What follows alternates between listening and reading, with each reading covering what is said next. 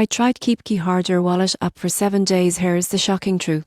When I first unboxed the KeepKey hardware wallet, I wasn't sure what to expect. It looked sleek, minimalist, and solid, but would it really keep my cryptos safe and be easy to use? After 7 days of testing, the shocking truth is that KeepKey might be one of the most underrated hardware wallets on the market. Right out of the box, setup was straightforward. I connected it via USB, followed the on-screen steps, and generated a recovery phrase. The large screen instantly stood out. It's bigger than most competitors, making every confirmation and address check clear and easy to read. That's a small but vital detail when security depends on verifying what you're signing. On day 2, I paired it with Shapeshift, the platform that powers KeepKey's ecosystem. That's when I realized how powerful this wallet actually is. You can trade, swap, and manage multiple assets directly without exposing your private keys online. It's all done through the hardware, meaning your keys never leave the device. Over the week, I transferred Bitcoin, Ethereum, and Litecoin,